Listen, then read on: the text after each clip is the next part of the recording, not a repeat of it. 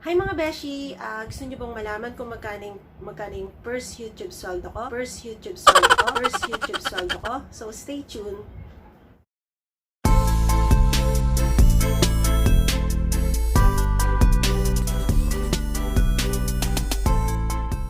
Magkano nga ba yung first YouTube sweldo ko? Wala pang 2K subscribe. Wala pa akong 2. Okay, so magkano nga ba yung sweldo ko? Ang subscriber ko is 1.8 something lang. So, wala pa akong 2K. And less lang yung video yung ina-upload ko. So, yun ka kasi isi-share ko sa inyo yung journey ko, kung paano ako na-monetize, how did I started, gaano ako katagal na monetize, and gaano kalaki yung first YouTube sweldo ko. So, this is it. Ito nga pala yung first YouTube sweldo ko. So, pero mamaya ko na tayo mag-videos. Share ko muna sa inyo yung journey ko. Muna sa inyo, how I started on YouTube. So, I uploaded my first YouTube video last May. Ito lang, 2020. And anong month na ngayon? So, October na. Almost 4 months mga beshi, no? So, take note most of my videos pa are mukbang. O yung walang kakwenta-kwenta, as in, parang walang manonood. Mas marami yung na-upload kong ganun compare sa good videos ko, yung mga tutorial, mga ganyan-ganyan. And then, pero yung mga mukbang ko, hindi naman siya copy strike. But meron din akong copyright claims. Siguro mga 5 siya, pero hindi naman siya naka-apekto sa pag-monetize sa akin.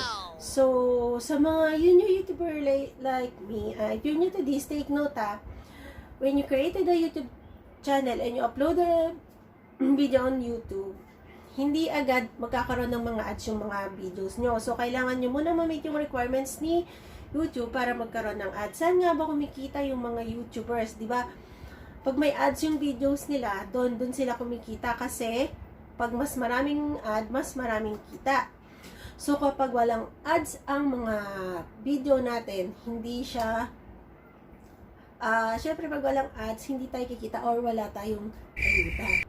So, paano ma-monetize ang channel natin, guys? So, kailangan muna nating ma-meet yung requirements ni Lolo. So, bago ka magkaroon ng ads yung mga videos mo, you have to wait para magkaroon ng ads yung mga videos mo. And, beshi, kung hindi mo pa kilala si Google AdSense, sino nga ba si Google AdSense? So, yung Google AdSense, siya yung magde-decide para maging eligible kayo, and you need to get the famous 1,000 subscriber and 4,000 watch hours. So those are the requirements ni Lolo para maging ma-monetize tayo.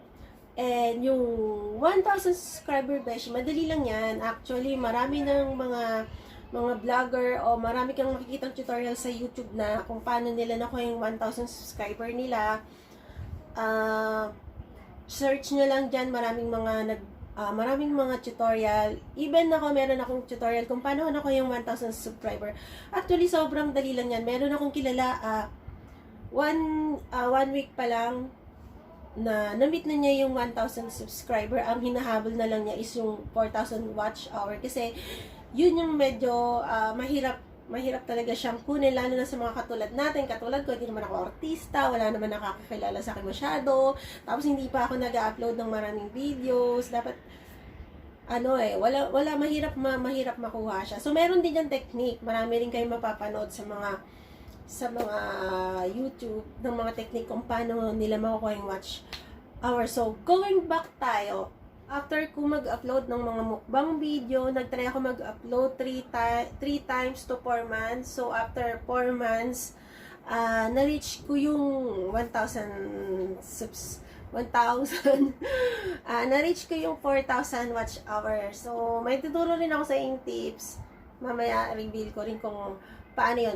By the way, madaming tips talaga dito sa YouTube kung paano mo marireach yung 4,000 watch hour mo. Siguro, I think, kailangan mo lang mag-upload ng maraming videos. Kung new YouTuber ka, dapat siguro every 2 days, every 3 days. Basta dapat in a week meron ka ma-upload. Kasi, kung meron kang mga, let's say, 500 subscriber, imposible namang walang manonood dyan kahit isa, di ba? So, kailangan talaga sa mga new YouTuber is mag-upload ng maraming mga video. Anyway, going back to the topic. Now, since nakuha ko na yung famous na requirements ni Lolo, in 4 months, meron na ba akong sweldo?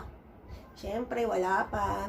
So, after ko ma-reach yung requirements ni Lolo, ito yung makikita nyo sa YouTube studio nyo. Bale, i-click nyo lang yung monetization. Click mo yan, click mo yung submit. Anyway, meron kayong makikitang 3 step. So, yung una is review partner program terms. So, bale, makikita nyo dito yung mga terms ni Lolo na regarding sa terms and condition, then may i-click kayo dyan, like, I think agree, nakalimutan ko na, agree or submit, basta pag-click nyo yan, yung second is for, magpuproceed na siya sa bibigay sa atin ng sweldo, si Google AdSense. So, pag-click nyo, enter nyo lang yung, pag-click nyo, pilapan nyo lang yung form, enter nyo lang yung channel link nyo, so nakalagay naman dyan kung ano, may instruction naman dyan, basahin nyo na lang, enter nyo lang yung channel link nyo, yung name, and most important thing, yung complete address natin. Kailangan, hindi lang siya kompleto, kailangan tama siya at correct. Tama. Kasi dito nila isi-send yung Google Pin ninyo. So, sobrang importante na ito sa lahat ng bagay. Kailangan exact yung address nyo at complete address, at take note, dapat reachable siya or dapat napupuntahan siya ng postman or ng mamang kartero. Yung Google AdSense, guys, mabilis lang siyang pilapan. So, parang nagpipilap lang talaga ng form. After nyo mapilapan, submit nyo lang. And then, ayun na, magpupusin na siya kagad sa step 3, which is get reviewed. Ayan.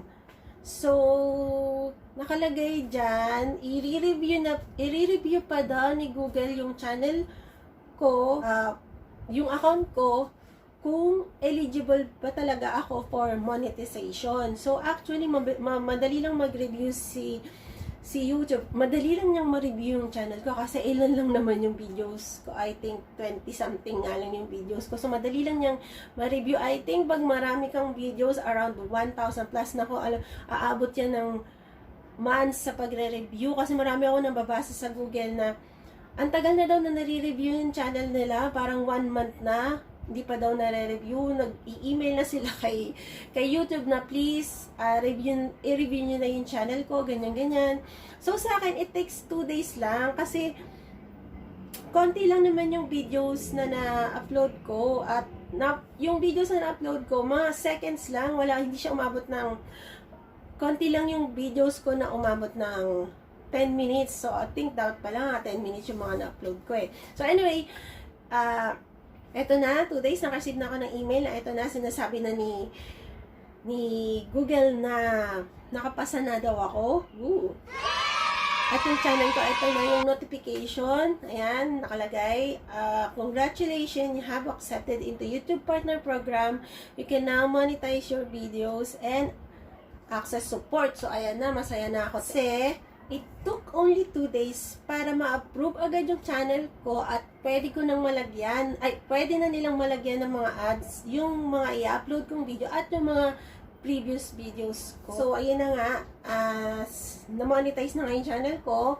Pag pumunta tayo sa YouTube studio or YouTube channel natin, click natin yung YouTube videos, may column doon na makikita nyo na monetization. Ito, ganito yung makikita nyo. So, i-need nyo lang i-click and i-turn on yung monetization. Ayan. Per video siya, i-click nyo lang.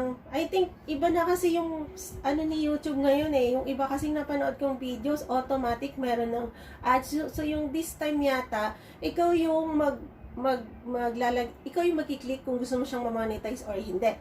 And once may upload ka, i-click mo yung on for monetization and i-review pa siya, yes, i-review pa siya ni Google AdSense, pero it took only around, will took only hours lang bago mo makita yung pwede ka ng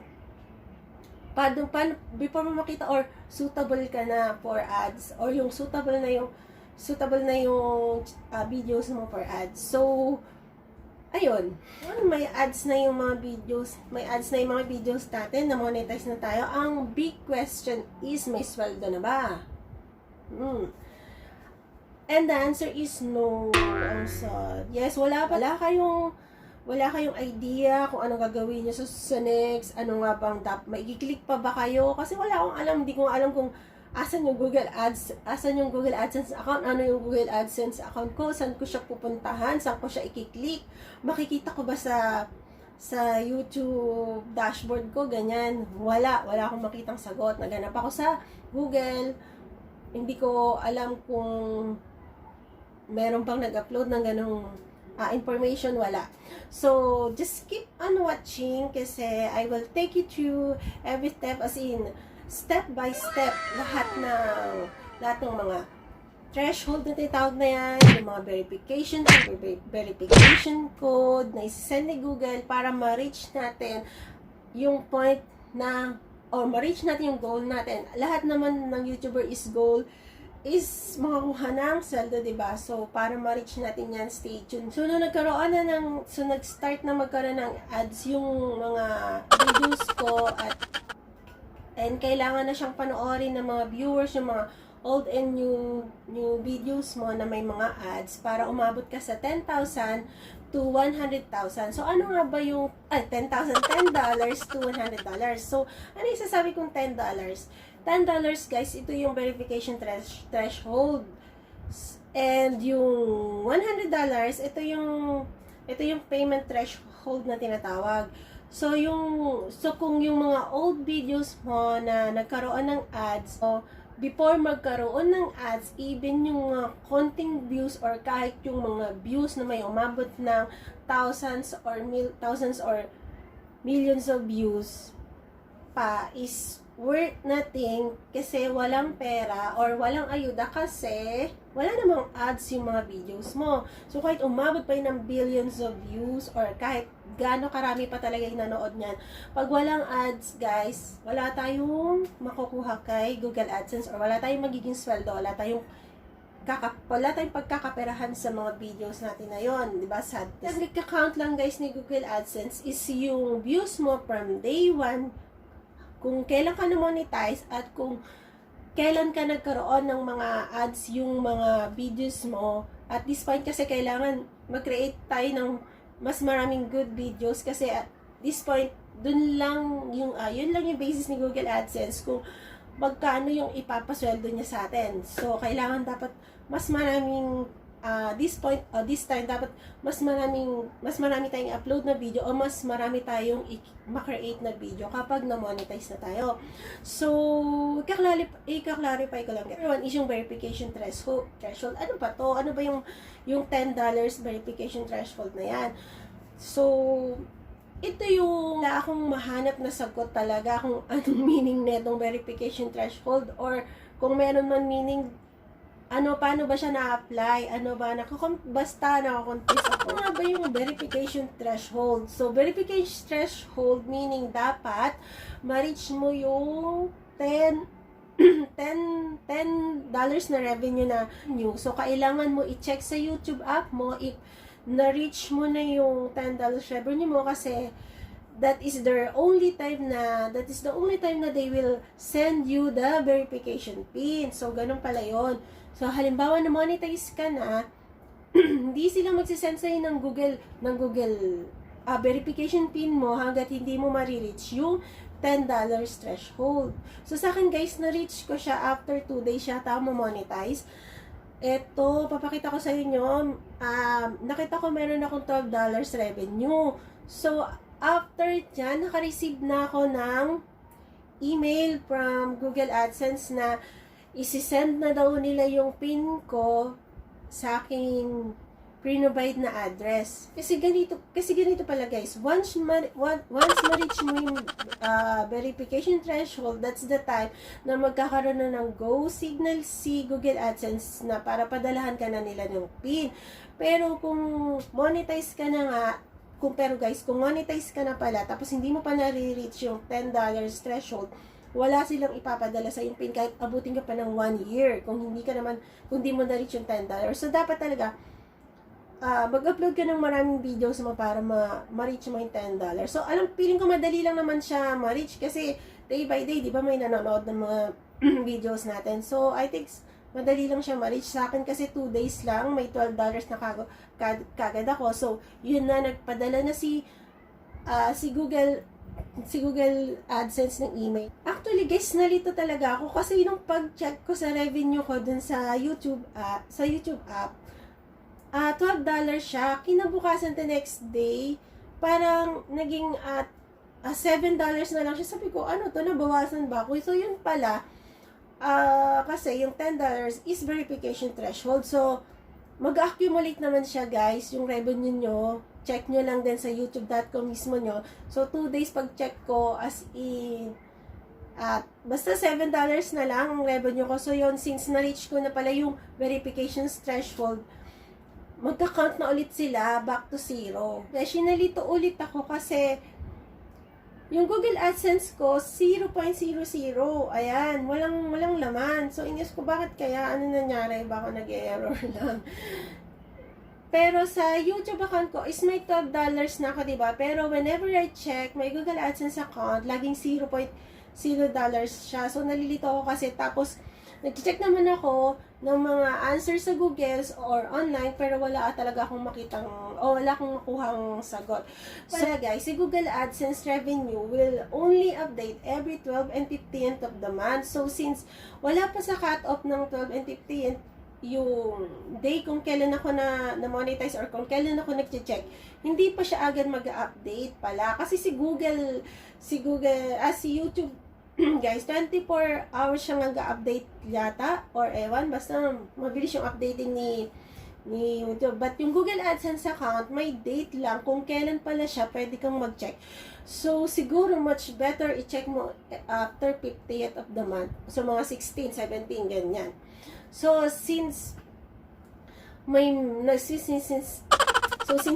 na si Google AdSense ng PIN ko, so, ayan, so, going back, since nag-mail na si Google AdSense ng verification PIN ko at papadala na daw nila, nag-pop up naman sa YouTube ko yung notif na your payment is currently on hold because you have not yet verified your address. So, yung ipapadala nilang PIN, it will take 2 to 4 weeks, sabi, para ma-receive mo yung PIN. Since snail mail siya, medyo matagal talaga, di ba? So, what we need to do is to create good content and upload more videos kasi dito talaga ako na-stuck. As in, mag-wait lang pala tayo ng mag-wait kasi newbie lang ako, hindi ko talaga alam kung ano susunod na gagawin eh. One more tip lang pala, siguraduhin mong correct yung nilagay mong address, like yung address mo kung saan ka nakaka-receive ng Meralco, ng Shopee, ng Manila Watershed, kailangan correct yung ilalagay mo doon kasi baka hindi mo siya ma-receive. Or pwede rin naman yung business address nyo or yung work address nyo kasi mas alam ng mga postman or yung mga kartero, mas mabilis nilang matutunton yung address na yon. Yung iba kasi guys, sabi nila wala pa daw silang nare-receive, as in 2 months wala pa yata silang ni-receive. I mean, walang dumating kasi baka hindi mahanap ni kartero yung house nila. So, di ba? Nakaka-worried talaga. Pero ang kaganda naman nito, if that's the case, you can request another PIN or ng new PIN. Up to 3 times tayo pwede mag-request ng PIN. So, take note nyo yan. Up to 3 times tayo pwede mag-request ng PIN. Kung wala talaga, pwede kayo mag-verify online using your government ID. Mag-send kayo ng ID or proof of billing address, something like that, para ma-verify talaga nila na kayo yon at ito yung correct address nyo. So, once magkaroon na tayo ng PIN, kailangan nyo itong i-verify yung address nyo. Now, ang kailangan naman nating ma-reach is yung 1,000 threshold bago tayo mag-sweldo. So, you need to upload more videos talaga para ma-reach natin yung threshold na $1,000. And question lang, pag na-verify na ba yung address mo at umabot ka na sa 1 month, makakasweldo ka na ba? Hindi pa. Kailangan ma-reach mo muna yung $1,000. Sorry guys, $100 threshold. Even umabot ka pa ng 2 months period pa. And once ma-reach mo na yung $100, saka mo lang siya makukuha yung sweldo mo. And now, don't worry kasi if monthly hindi ka makakuha ng sahod, mag-accumulate naman siya the next month. And always delete ang update ni AdSense since Philippine-based tayo. But hindi naman siya mawawala. Mag-accumulate lang siya the next month. So, si AdSense lang tayo pwede sa AdSense lang tayo pag-base kung lumalagpas na tayo ng $100. Pero, hindi tayo agad sa sweldo o hindi natin makukuha kasi ang update nila is 12 to 58. Tapos, that's the only time that they will update your Google AdSense account. Tapos, yung paborito ng lahat ng vloggers is yung payout nila, parang may schedule yata sila kung parang buong mundo yata, whole world na every 21st lang of the month. So kailangan mo maghintay even 2 days pa lang na-reach mo na yung $100 na threshold. Kasi every 21st pa ulit sila magbibigay ng payout. By the way, pinili kong payment is yung Western Union para mabilis siya at kasi madaming branches na pwede mo siyang maraming branches na pwede mong puntahan at mas madali lang kahit dito sa may kanto namin meron na at automatic na siyang pwede mong i-convert into peso. So mga beshi, wait lang tayo just to create. You just need to create more videos every day para ma-reach natin yung threshold kasi hindi pala tayo makakasweldo kung hindi rin natin ma-reach yung $100 every month, di ba? And kailangan pala i-prepare nyo rin yung government ID nyo kung malaki yung kukunin yung pera sa Western. So, kailangan magdala kayo ng 2 valid IDs. So, just be patient lang. Then, pag mag-update at payout, that time check nyo na lang yung clickable link nyo sa YT. Pag click nyo, may mga lalabas na yung payment receipt, kompleto na yan ng details with how can you withdraw your money like that, ganyan. But tapos meron kayong makikitang MTCN kasi since Western yung pinili ko, di ba merong MTCN, so yung iba naman familiar na dyan. So madali lang talaga siya i-pay out. And then it's very easy, but magdala ng 2 IDs para sigurado. Lalo na kung malaki talaga yung kukunin mong pera. So, since natanggap ko na is dollar, so dun ko na lang siya pina-convert para hindi na ako hindi ko na ipa-money change. So, eto na siya. Ito na yung sweldo natin. So, bilangin ko muna. 1, 2, 3, 4, 5, 6, 7, 8. 8,100 something, di ko alam kung nasan yung mga barya. Basta 8,100 something siya. So, pwede na, di ba? Pwede na sa mga beginners, sa mga newbie na katulad ko. So, huwag kayong mawala ng pag-asa. Isipin nyo lang na wala kayong hindi kakayanin. So, salamat talaga sa mga nag-subscribe, sa mga nanood ng videos ko. So, also inspiring everyone to start making money online as early as now. Just keep on going sa mga newbie. Huwag kayong mawala ng pag-asa. Dadating din kayo sa point na ma-reach nyo rin yung pinakagusto nyo, yung goal nyo na makareceive ng payout, na ma-monetize. So, this time is the more reason to be a YouTuber because it can help a lot. Lalo na this pandemic, di ba? So, while mahirap sa umpisa, lahat naman sa umpisa mahirap but why don't you try? You never know unless you try. So, ayan, kailangan lang natin magtiyaga talaga. Pag walang tiyaga, wala tayong mapapala. Bye guys!